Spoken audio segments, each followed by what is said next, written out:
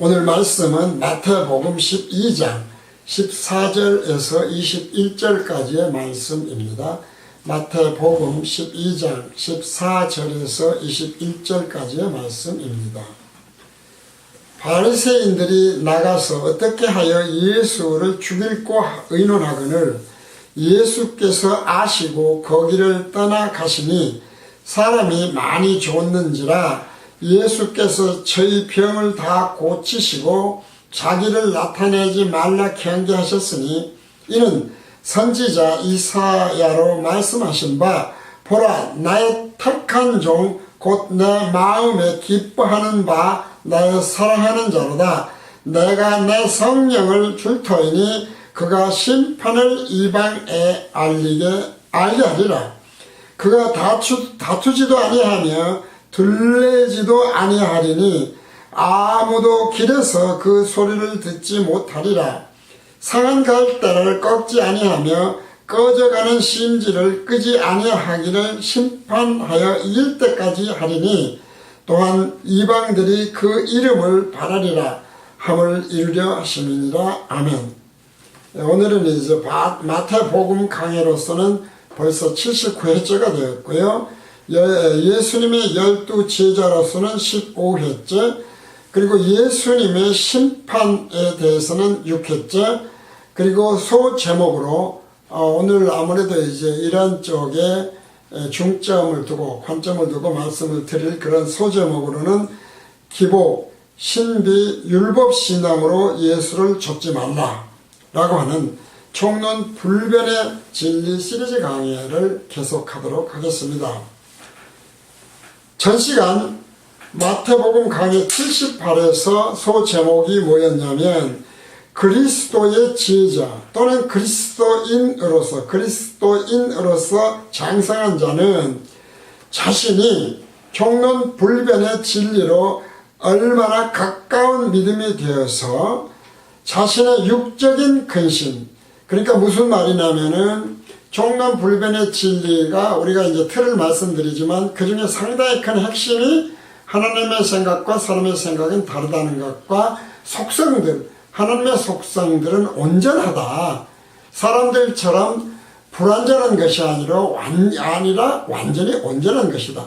그 온전한 속성들로 네가 총론해서 하나님은 영원하시냐, 하나님은 전지하시냐, 전능하시냐 등등으로 물었을 때에 아멘을 했던 것처럼 그 총론은 불변의 진리, 변하지 않는 진리로 우리의 믿음 가운데 어떻게 정말 있느냐 라고 하는 이제 그것을 우리가 그리스도의 제자 또는 그리스도인으로서 장성한 자라고 하는 것은 총론 불변의 진리로 얼마나 가까운 믿음이 되어서 자신의 육적인 근심, 육적 걱정, 염려가 사라지고 그리고 그런 영적인 염려가 얼마나 영적인 염려입니다. 그러니까 육적인 염려는 사라지고 영적인 염려는 얼마나 더 많아져 가는가, 더해져 가는가 라고 하는 것으로 자신이 얼마나 하나님의 자녀, 예수 그리스도의 제자 혹은 그리스도인으로서 그리스도 속한 자죠. 그래서 얼마나 자신이 잘 장성해 있는지 혹은 성장하고 있는지 스스로 분별할 수 있다. 그러니까 바꿔 말씀드리면 우리가 뭐 꼭 염려하지 않는 것 하나만이 아니라 대단히 많이 있겠죠. 그 중에서 복음 교실에서는 상당히 중요하게 여기는 것이 얼마나 육적인 염려가 하나님의 속성들을 온전한 속성으로 믿게 우리 마음 가운데 되어서 믿어져서죠. 되어서 과연 염려가 얼마나 줄어들고 있고 반대로 그 대신 영적인 염려는 오히려 얼마나 더 늘어가고 있느냐 라고 하는 것이 과거 그리고 오늘 그리고 미래로 가면서 스스로 분별해 봄으로써 과연 나는 하나님의 진정한 참 자녀이고 생명이 있는 자이고 예수님의 제자이고 그리스도인이라고 할 수 있는 것인지 분별할 수 있다 라고 하는 이제 말씀을 마태복음 강의 78회에서 드렸어요. 그래서 다시 오늘도 말씀을 드리지만 이것은 곧 왜 문제가 되느냐면 육적인 염려에 의해서 우리가 얼핏 보면 마치 영적인 것처럼 보여요.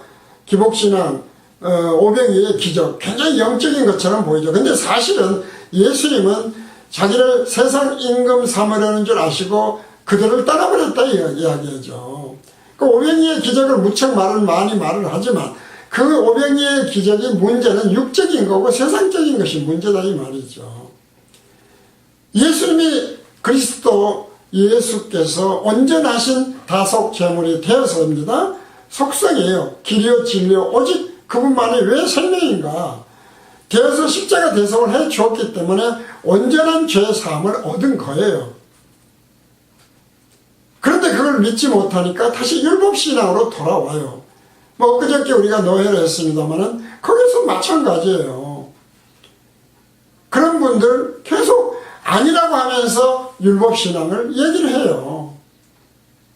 얼마나 여러분이 거룩하게 살고 있습니까? 뭐 이런 식의. 그래야 하나님의 신령한 복을 받습니다. 그래야 뭐 교회도 부흥되고 하는 목사들이니까요. 등등의 이야기를 해요. 그 말이 아니라는 것이죠. 전혀 생각이 달라요. 육적인 게 아니에요. 신비주의도 마찬가지 아닙니까? 뭐가 성경에서 벗어난 신비주의입니까? 신비, 예수를 믿고 영생을 하고 무슨 영이 거듭나고 다 신비한 현상이죠. 도저히 인간은 알 수 없는 미스테리한 것들이에요. 그러나 그 신비주의는 결코 무슨 기도 중에 영상을 보고 아니면은 꿈속에서 무슨 예언을 해주고 아니면 기도를 열심히 했더니 천국을 보여줘서 어떻게 되고 그런 신비주의가 아니다 이 말이죠. 신비는 결과적으로 무엇입니까? 이 3차원 세계를 하나님이 말씀으로 창조하셨다고 하는 것처럼 새하늘과 새 땅으로 그리고 생명의 부활로 영생을 하도록 다시 창조하신다고 하는 것, 이런 게 진정한 표적이고 진정한 신비다 이 말이죠. 하나님이 아니면 못하시잖아요. 창조주가 아니면 절대로 못해요. 전지하시고 전능하시지 않으면 그 일을 어떻게 하시겠어요. 이제 우리가 진정한 신비라고 하는 것은 이 땅에서 뭐 어떻게 네가 사는데 병이 들겠다 낫겠다 뭐 이런 것을 얘기하는 것이 아니다 이 말이죠. 물론 그것도 신비죠. 그래서 다시 말씀드리지만 그러니까 무슨 뭐 주일 성수하지 말고 거룩하게 살지 말고 그 말이 아니지 않습니까? 신비 현상이 없다는 것이 아니라 왜 그런 병을 고쳐주시느냐, 오병이어를 일으켜 주시느냐, 표적을, 그것은 새하늘과 새 땅에서 영생을 하게 하시는 것을 내가 할 수 있다고 하는 것, 내가 그래서 하나님이라고 하는 것, 내가 그래서 메시아라고 하는 것을 알려주시기 위해서 그렇게 하시는 것이다 라고 하는 것을 우리가 오늘 78, 79 계속 이어가면서 총론불변의 진리로 말씀을 드리고 있는 것입니다. 그렇다면 오늘 예수님은 왜 자신이 하시는 일들에 대해서 그리스도로서의 표적, 메시아로서의 표적 아닙니까? 하면서 왜 그걸 알리지 말아라 라고 하신 것일까? 이에 대한 영적 깨달음을 얻어보려고 하는 것입니다. 사람의 생각으로 보면 어떻습니까? 예수님은 자신이 일으키시는 표적들을 보고 예수님이 메시아인 것을 알게 해서 널리 빨리빨리 알려야죠. 그래가지고 특히 그 중에서도 예수님의 메시아됨에 의심을 품는 자들이 많이 있지 않습니까? 이런 우리가 대표적으로 바리새인이나 서기관들이나 율법사 등등 있죠. 이런 품는 자들을 그 표적을 통해서 나타내서 설득해가지고 그래가지고 복종하도록 해야 되는 거 아니냐 이 말이죠. 전능하시고 전지하시고 권능자시니까 뭐 이렇게 될 것 같은데, 근데 오히려 정반대예요. 알리지 말라는 거예요. 그걸 경계하신다는 거예요. 알리는 것은. 그래서 하나님의 생각과 사람의 생각은 다른 것이다. 다시 한번 우리는 이 예수님의 말씀에서 깨달을 수 있어야 돼요. 그렇지 않습니까? 자신이 메시아고 생명을 살리는 것이고, 그리고 우리가 흔히 말합니다만 예수님의 십자가 대서는 모든 인류의 죄를 대속해줬다 이 말이죠. 그러면 빨리빨리 알려가지고 지금 그 자기 백성으로 택한 자들부터 우선 회개를 시켜서 전부 믿게 해야 될 거 아니에요. 근데 결국은 십자가 매달아 죽여버리잖아요. 회개 안 했다는 얘기거든요. 그런 걸 다 아시면서도 설득하려고 하시질 않아요. 쉬쉬하신다 이 말이죠. 그래 난리 아니지만 참으로 신비한, 오히려 이런 것이 신비현상이다 이런 얘기죠. 자, 우리가 로마 제국 당시에 로마 제국 시대입니다만은 로마 제국이 얼마나 큰 제국이었는지는 역사를 통해서 잘 아실 것입니다. 유대인들이 볼 때에는 메시아가 오시면 다윗의 후손으로서, 솔로몬의 후손으로서 정말 비교가 안 되게 되는 어마어마한 권능을 가지고 하나님이시니까, 하나님을 보냈으니까 가지고 그런 로마 이방의 제국 같은 건 게임이 안 돼요. 그냥 바로 멸망시킬 것으로 알았다는 것이죠. 그게 똑같은 거잖아요. 502의 기적을 오늘날 목사님들이 어떻게 얘기해요? 아주 작은 거 내놓으니까 어마어마한 기적을 일으켜 주시더라. 그 이야기 계속 하고 있지 않습니까? 근데 결과적으로 뭐예요? 예수님의 생각, 하나님이신 예수님의 생각은 그것과 달라서 세상 임금 삼으려는 줄 알고 혼자 산으로 들어가 버리셨다 이 말이죠.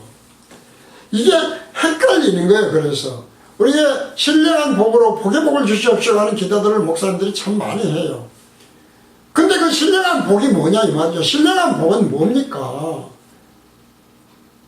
이 세상 잠시 있다 사라질 이 땅의 복이 아니다 이 말이에요. 근데 그 복을 하나님이 주셨다고 생각을 하니까 신령한 복으로 생각을 해요. 당연히 주셨어요. 예수님 병을 고쳐주셨어요. 오병이의 기적을 일으키셨어요. 문제는 뭐냐 이 말이죠. 그것이 핵심은 이 땅에서 잠시 있다 사라질 이 땅을 위한 것이 아니라 정말 온전성의 하나님의 백성이 되는 새 하늘과 새 땅에서 생명의 부활을 시켜서 그리스도 예수가 통치하는 나라에서 하나님이 직접 성전이 되시는 그 나라에서 영생을 하게 하시는 것. 그래서 다시는 슬픔이 없고 죽음이 없고 병이 없고 하는 것을 이루시기 위한 온전성을 말씀하시는 것이죠. 그런데 유대인들이나 오늘날도 동일하게 그 유대인이 바로 우리의 목사님, 많은 목사님들의 모습 아니에요. 교회가 성장하고 집이 부자가 되고 그리고 사업이 잘 되고 병이 들었는데 곧 죽을 것이 살아나고 여기에 초점을 예수 그리스도의 표적됨을 거기다 붙여버린다 이 말이죠. 그러면 안 된다는 거예요. 왜? 하나님의 생각과 사람의 생각이 달라서. 그러니까 예수님은 그런 걸 알리지 말라는 거죠.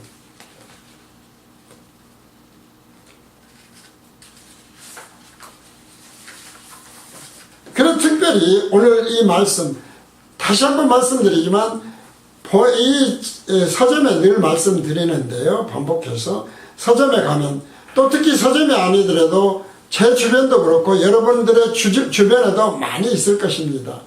천국 갔다 왔다는 사람들이 참 많아요. 제 주변에도 상당히 많이 있거든요. 근데 그분들이 어때요? 가장 많이 자랑하는 것이 자기 믿음 자랑, 거룩한 자랑, 기도 자랑 많이 하더라고요. 자기가 얼마나 기도를 열심히 했는지, 얼마나 죄안 짓고 회개하면서 통해 자복하면서 기도를 했는지. 그렇게 했더니 결국은 어때요? 천국을 보여주어서 예수님이 이런 말을 해주고 저런 말을 해줬다.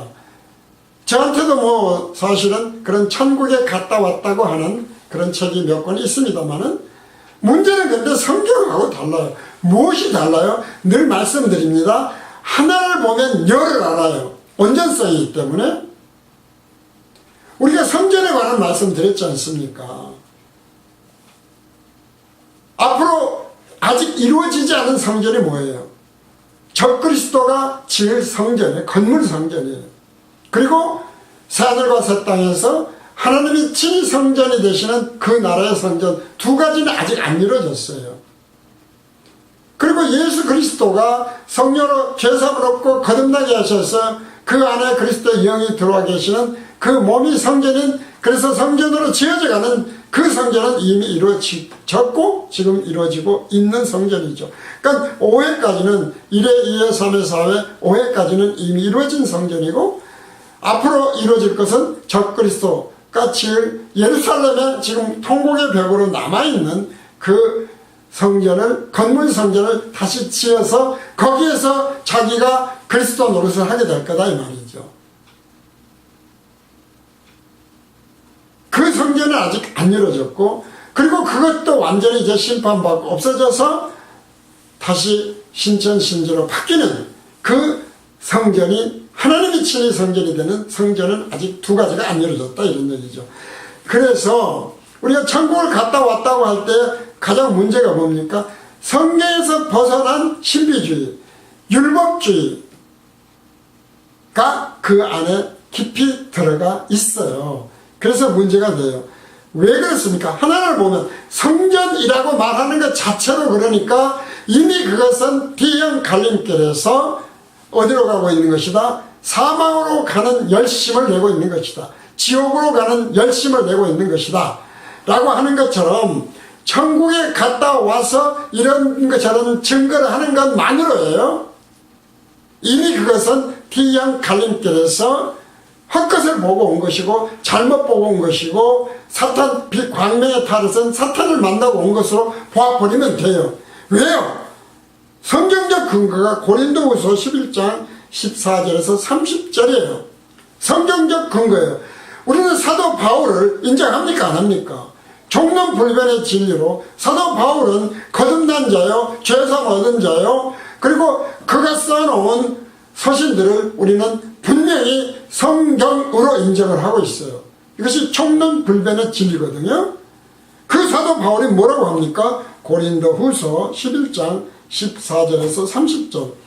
이것이 이상한 일이 아니라 사단도 자기를 광명의 천사로 가장하나니, 그러므로 그렇기 때문에 사단의 일꾼들도 자기를 의의 일꾼으로 가장하는 것이 또한 큰 일이 아니라 흔하다 이 말이에요. 이런 일이 별거 아니에요. 흔해 빠진 일이다. 뭐 가톨릭이 성당 하는 것이나 그곳에 성체 놓아두고 예수님 계신다고 해서 성당이라고 하지 않습니까?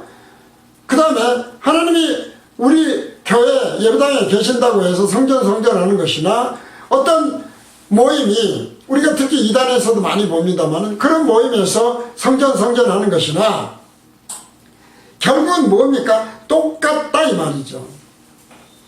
내가 다시 말하노니 누구든지 나를 어리석은 자로 여기지 말라.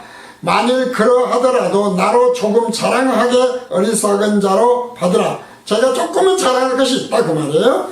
내가 말하는 것은 주를 따라 하는 말이 아니요 오직 어리석은 자와 같이 기탄 없이 자랑한다.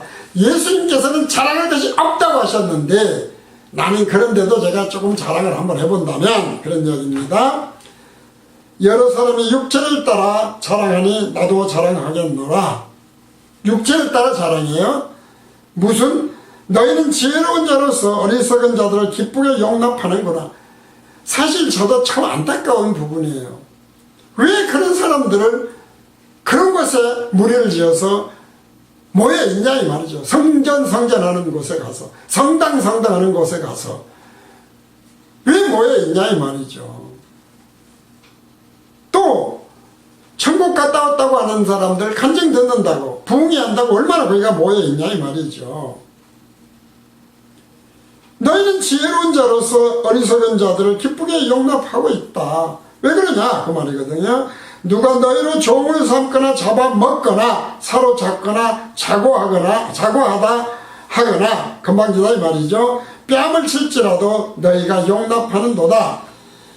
그런데 가면 율법주의를 얼마나, 천국 못 갔다 온 거 가지고 얼마나 그렇게 하냐 이 말이죠. 우리는 약한 것 같이 내가 욕되게 말하노라. 그러나 누가 무슨 일에 담대하면 어리석은 말이나마 나도 담대하리라. 저희가 히브리인이냐 나도 그러하며 저희가 이스라엘인이냐 나도 그러하며 저희가 아브라함의 씨냐 나도 그러하며 저희가 그리스도의 일꾼이냐 정신없는 말을 하거니와 나도 더욱 그러하도다.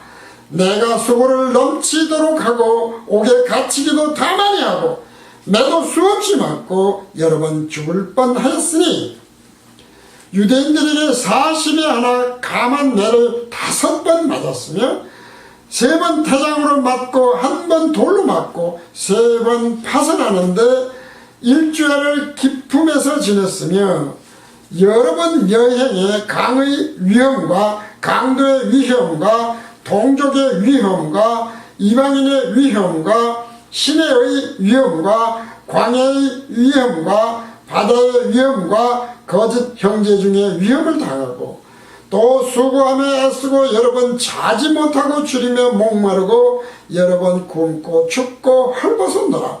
이 외의 일은 고사하고 오히려 날마다 내 속에 눌리는 일이 있으니 곧 모든 교회를 위하여 염려하는 것이라.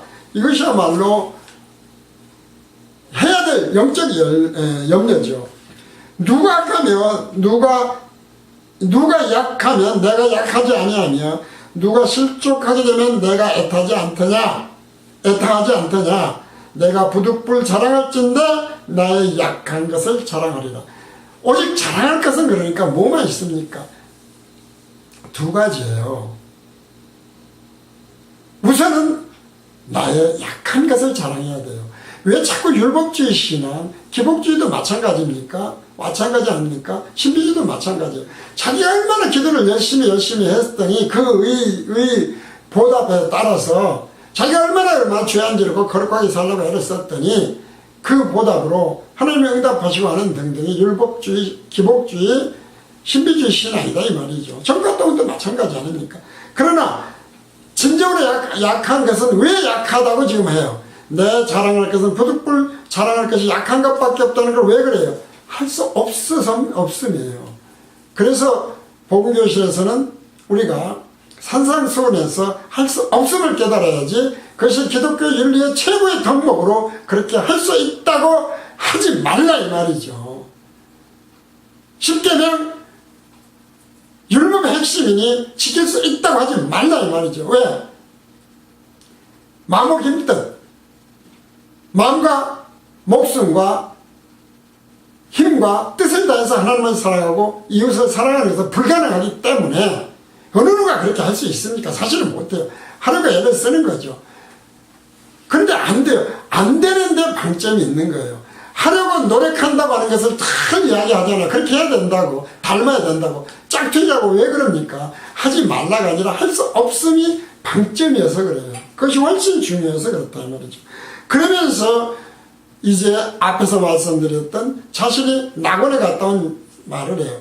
우리가 이제 다 천국 전국 그럽니다만 낙원 천국 다 다르다고 있지 않습니까? 새하늘과 새 땅에서의 또 천국도 또 달라요. 낙원, 지금은 육이 있는 상태에서 죽으면 육과 영이 분리되어서 영혼이 분리되어서 낙원에 가 있어요. 생명의 부활까지 했을 때 진정한 의미에서 천국에 들어가는 거예요. 고린도후서 12장 1절에서 10절 무익하나마 내가 부득불 자랑하노니 주의 환상과 계시를 말하리라. 내가 그리스도 안에 있는 한 사람을 아노니 14년 전에 그가 셋째 하늘에 이끌려간 자라. 그가 몸 안에 있었는지 몸 밖에 있었는지 나는 모르거니와 하나님은 아시느니라. 지금 자기 자신에 관한 이야기입니다. 내가 이런 사람을 아노니 그가 그 몸 안에 있었는지 몸 밖에 있었는지 나는 모르거니와 하나님은 아시느니라. 그가 낙원으로 이끌려가서 말할 수 없는 말을 들었으니 사람이 가히 이르지 못할 말이로다.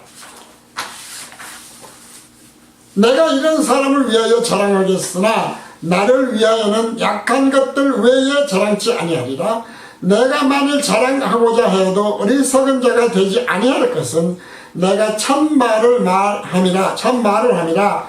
그러나 누가 나를 보는 바와 내게는 듣는 바에 지나치게 생각할까 두려워하여 그만두노라. 증거를 안 해버리는 거예요. 여러 계시를 받은 것이 지극히 크므로 너무 자고하지 않게 하시려고 내 육체에 가시곧 사단의 사자를 주셨으니 이는 나를 쳐서 너무 자고하지 않게 하려 하심이니라. 설교를 많이 들어서 이 부분은 잘 아실 거예요. 이것이 내게서 떠나기 위하여 내가 3번 주께 간구하였더니 어때요? 사람의 생각과는 달리, 사도 바울의 생각과는 달리 내게 이르시기를 내 은혜가 네게 족하도다. 이는 내 능력이 약한 데서 온전하여 짐이라 하신지라. 이러므로 도리어 크게 기뻐함으로 나의 여러 약한 것들에 대하여 자랑하리니 이는 그리스도의 능력으로 내게 머물게 하려 함이라. 그러므로 내가 그리스도를 위하여 약한 것들과 능력과 궁핍과 핍박과 곤란을 기뻐하노니 이는 내가 약할 그때 곧 강함이니라. 이런 양식 이상은 구하지 말라고 했지 않습니까? 창고에 나사두고 뭘 하겠어요? 간증 안 했다니까요. 자기가 갔다 와서 이런 것이 받았다 저런 것이 분명히 받았지만 말을 안 해버렸어요. 그러니까 앞에 말씀했잖아요. 빛의 광명의 탈, 빛의 탈을 쓰고 사단의 종 노릇을 하고 있는 거다. 전국 갔다 왔다. 왜 갔다 왔어요? 자기가 거룩하게 살아서, 자기가 기도를 많이 해서, 율법주의를 살아서. 그러지 말라 이 말이죠. 갔다 올 수는 있어요. 그러나 그것은 공개적으로 얘기할 건이 안 돼요. 그 하나만 보고도 성전을 예배당을 성전이라고 하는 것처럼 동일하게 천국을 갔다 와서 내가 이런 것이 저런 것이 받았다고 하는 것으로서 사탄의 자녀인 것을 스스로 분별을 해야 돼요. 왜 그렇습니까?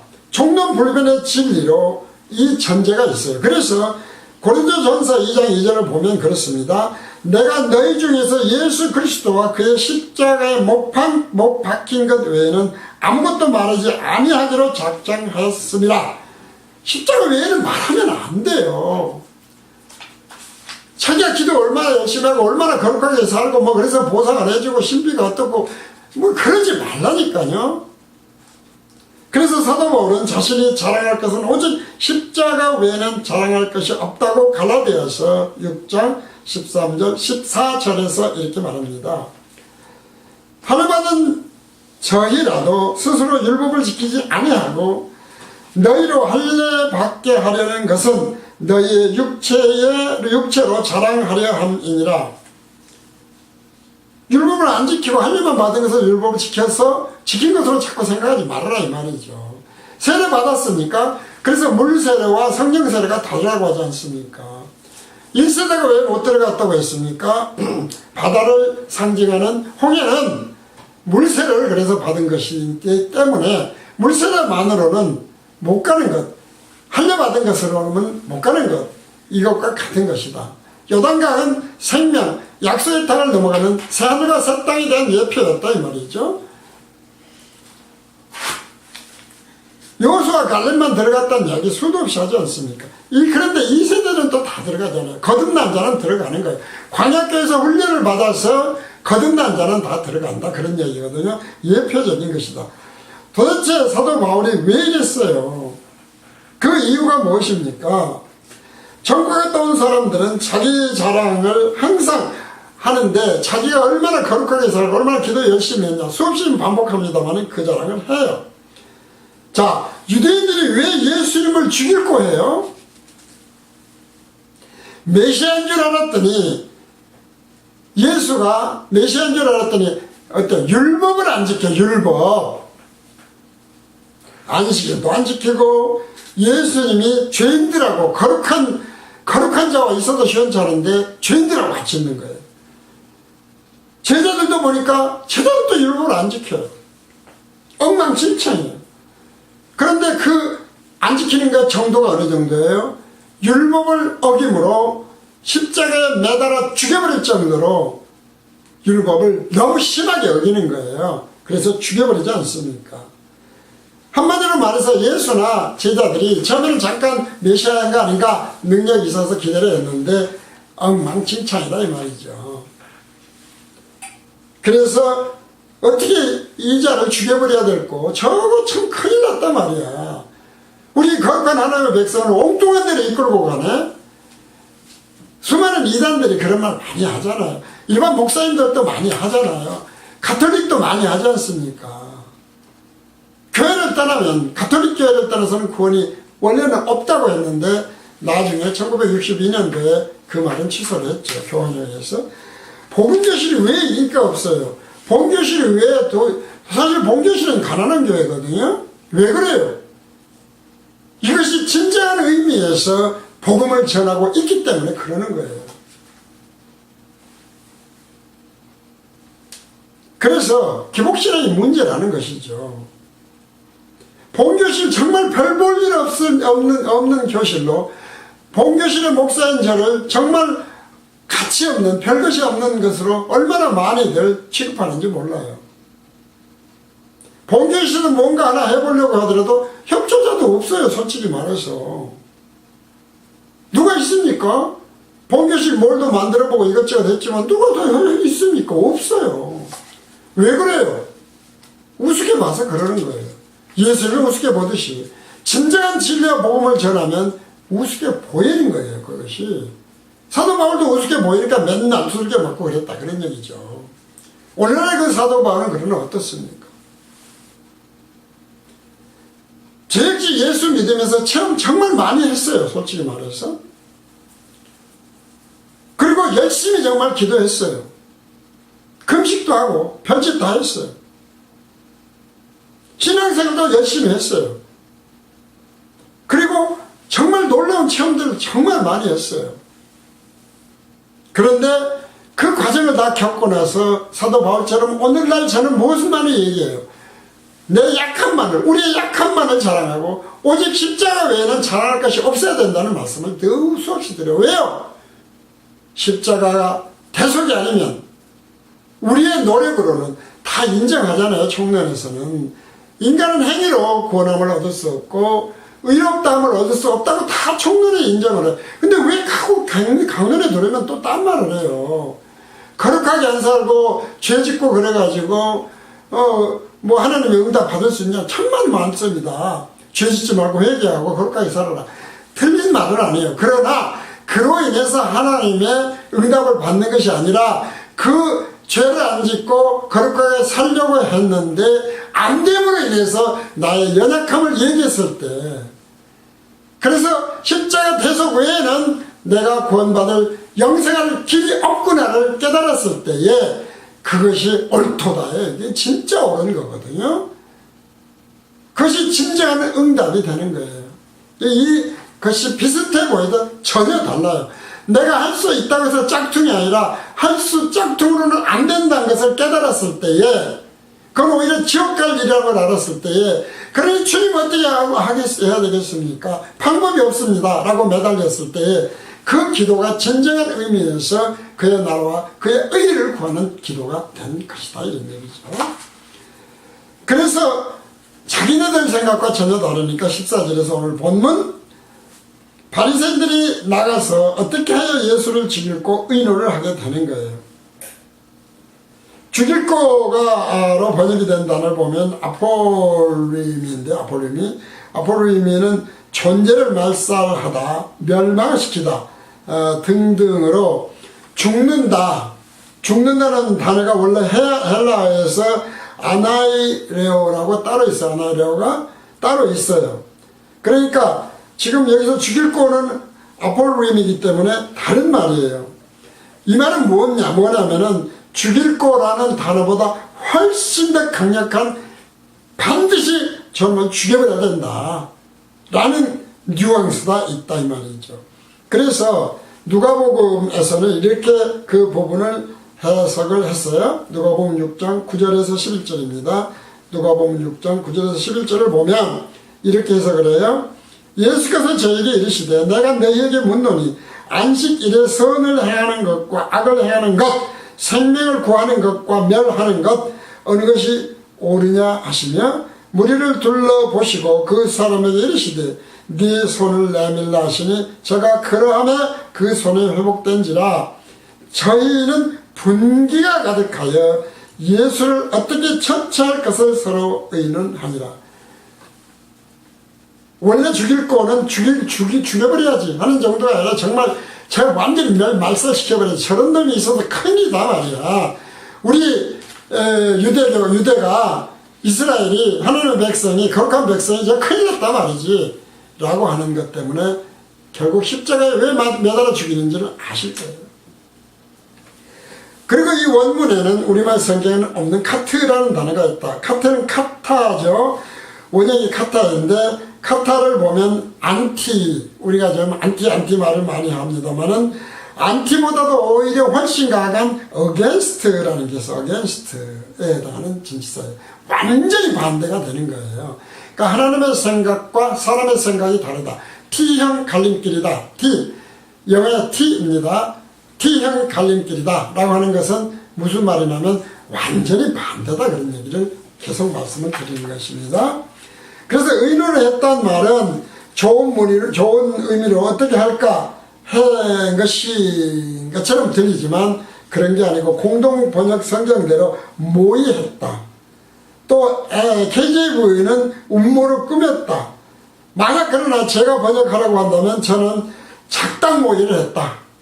저놈을 완전히 죽여 없애버려야지 라고 하면서 뿌리를 뽑아버려야지 라는 것으로 작당 모의했다. 이렇게 강한 단어라는 것입니다. 마가복음 3장 4절 6절은 그래서 이렇게 말합니다. 저에게 이르시되 안식일에 선을 행하는 것과 악을 행하는 것, 생명을 구하는 것과 죽이는 것 어느 것이 옳으냐 하시니 저희가 잠잠하거늘. 저희 마음에 완악함을 근심하사 노하심으로 저희를 둘러보시고 그 사람에게 이르시되 네 손을 내밀라 하시니 그가 내밀매 그 손이 회복되었더라. 바리새인들이 나가서 곧 헤롯 당과 함께 어떻게 하여 예수를 죽일고 의논하니라. 여기도 죽일 거로 되어 있지만 사실은 훨씬 더 강력한 단어라는 것은 다시 한번 말씀을 드리고요. 왜 그러냐. 헤롯 당이 누굽니까? 당시에 헤롯 왕이 있었잖아요. 그것은 로마에 죽은 노릇을 하던 하나님도 믿지 않는 자, 그러면서 성전을 지어놓은 그런 이상한 자죠. 오늘날에 하나님을 제대로 믿지도 않으면서 성전하는 거 똑같은 자죠. 사탄의 자녀예요. 이런 헤롯의 당, 정치적인 당, 정치적으로 세상적으로 권력 있는 것과 말하자면 같이 모의를 한 거예요. 그래서 작당했다, 작당 모의다 이렇게 번역하는 게 좋겠다는 말씀을 드렸죠. 바로 이런 헤롯 왕의 무리들이에요. 그래서 그 느낌을 하면 작당 모의라고 왜 번역해야 되는지를 아실 거예요. 사람이 많이 줬는지라는 사람의 헬라 원형 오클로스, 헬라 원형, 사람의 헬라 원형이에요. 오클로스의 복수요, 오클로이예요. 복수, 오클로스라고는 단수의 복수인 오클로이다. 따라서 이것은 사람들이 아니라 군중이에요. 군중. 큰 무리가 모인 거거든요. 이렇게 볼 때 이 말씀은 어느 날에도 군중으로 몰려다니며 예수를 쫓아다니는 것이 생명을 살리는 말씀과 진리와 복음 때문이 아니라 사실은 종론불변의 진리에 따라서 보면 진리에서 벗어난 생명을 죽이는 사탄의 미혹에 빠져버린 하나님의 생각과 다른 이러한 군중들인 것을 알 수가 있어요. 그래서 천국에 들어가는 자가 적다고 하시는 거예요. 왜 그렇습니까? 요한복음 6장 55절에서 63절 예수님의 말씀과 사탄이 주는 오묘한 누룩을 섞은 말은 얼마나 달라지느냐. 내 살은 참된 양식이요 내 피는 참된 음료로다. 내 살을 먹고 내 피를 마시는 자는 내 안에 거하고 나도 그 안에 거하느니. 늘 말씀드립니다. 예수라는 포도나무에 붙어야 포도 열매를 맺는다. 그 말씀이에요. 살아계신 아버지께서 나를 보내시면 내가 아버지로 인하여 사는 것 같이 나를 먹는 그 사람도 나를 인하여 살리라. 이것은 하늘로서 내려온 떡이니 조상들이 먹고도 죽은 그것과 같지 아니하여 육적인 것 구하지 말아라. 이 떡을 먹는 자는 영원히 살리라. 이 말씀은 예수께서 가버나움 회당에서 가르치실 때에 하셨느니라. 제자 중 여럿이 듣고 말하되 이 말씀은 어렵도다. 누가 들을 수 있느냐 한데 예수께서 스스로 제자들이 이 말씀에 대하여 수군거리는 줄 아시고 가라사대 이 말이 너희에게 거림이 되느냐. 그러면 너희가 인자의 이전 있던 곳으로 올라가는 것을 볼 것 같으면 어찌하려느냐. 십자가 대속입니다. 살리는 것은 영이니 육은 무익함이라. 내가 너에게 이런 말이 영이요 생명이라. 육적인 예수는 이때도 죽지 않습니까? 육은 중요한 게 아니에요. 육을 그래서 자꾸 기복신앙 되지 말아라. 율법주의 신앙 되지 말아라. 율법도 육의 문제예요. 기복도 육의 문제예요. 신비주의도 자기 자랑하는 육의 문제였다 이 말이죠. 열차기였습니다.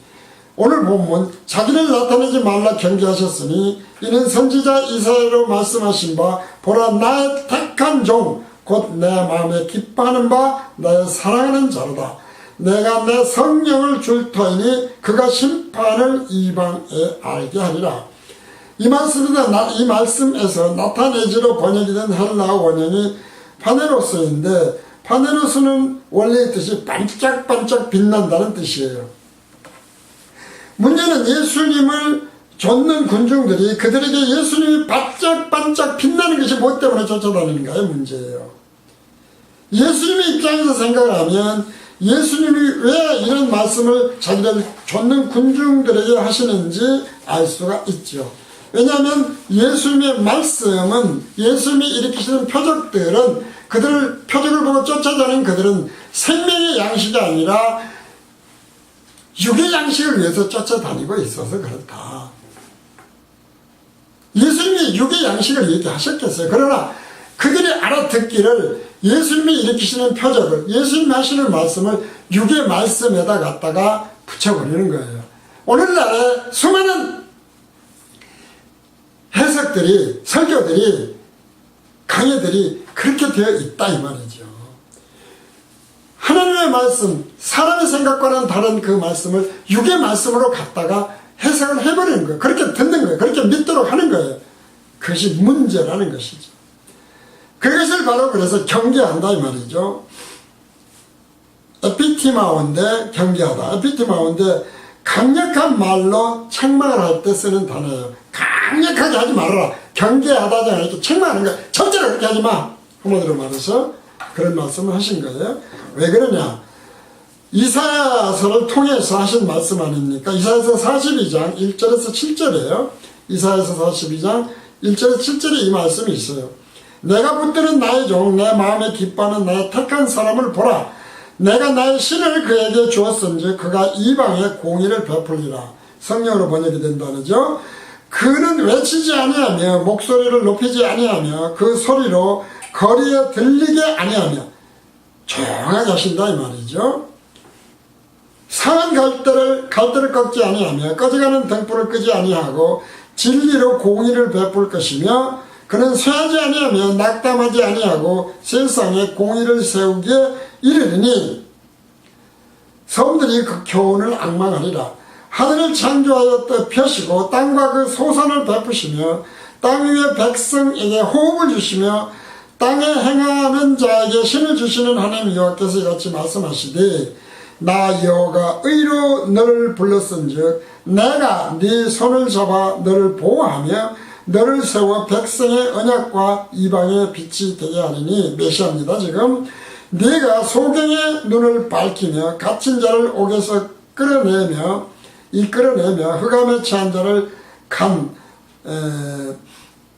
감옥이죠 나오게 하리라. 자, 이 말씀들은 그러니까 육적인 걸로 이걸 해석하면 안 된다 그 말이죠. 예수님이 성령이 임해서 나에게 했다고 하신 말씀이 나오지 않습니까? 속의 눈이 뭡니까? 육의 눈을 고쳐주는 것은 영의 눈을 깨우쳐 주려고 하는 것이다. 갇힌 자는 뭡니까? 진리를 알므로 자유케 돼야 되는데 계속해서 어때요? 율법에 얽매여 있는 거예요. 자기는 지지도 못하는 짐을 자꾸 지우고 맹해를 씌우는 거예요. 흑암이 뭡니까? 아무것도 안 보여. 빛이 있어야 어디를 가든지 말든지 하잖아요. 결국 둘 다 구덩이에 빠진다 이 말이죠. 간이 뭡니까? 지옥이잖아요. 지옥. 우리가 그러한 것을 예수님이 왜 표적을 일으키시는가에 대해서 그러므로 그걸 반드시 알아야 되는 것이죠. 오늘 본문입니다. 다시 옵니다. 그가 다투지도 아니하며 들레지도 아니하리니 아무도 길에서 그 소리를 듣지 못하리라. 상한 갈대를 걷지 아니하며 꺼져가는 심지를 끄지 아니하기를 심판에 이길 때까지 하리니 또한 이방들이 그 이름을 바라리라. 상한 갈대는 원어를 찾아보면은 원형이 완전히 부숴버린다는 뜻이에요. 신트리브예요. 완전히 부서지는 거예요. 그러니까 뭐 남아있는 게 아니라 완전히 부서져 버렸어. 라고 하는 그러한 말씀이다 이 말이죠. 그 다음에 꺼져가는 심지는 원래의 뜻이 완전히 타서 연기만 나는 심지, 그런 뜻이거든요.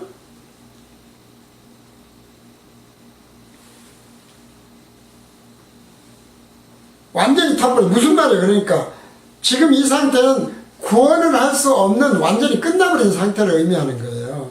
인간은 인간 스스로 무엇인가를 해서 구원받을 수 있는 가치가 없는 존재라니까요.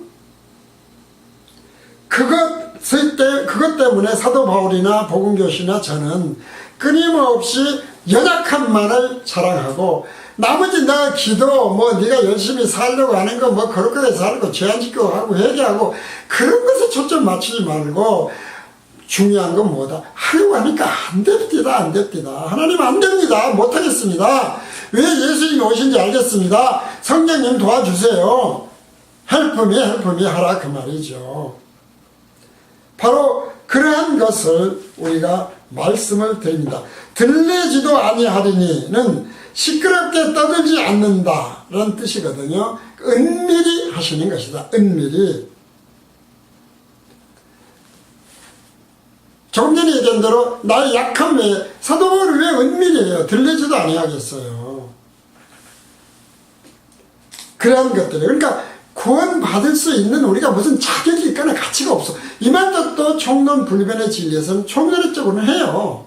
근데 일관성이 없어서 문제라는 것이죠. 장로교에 특별히 가톨릭도 그렇습니다만 장로교도 아무래도 가톨릭에서 바로 나온 그 교회이기 때문에 어떤 게 있냐면은 거룩을 굉장히 강조하지요. 그래서 경건주의 신학이라는 게 있거든요. 경건주의 신학.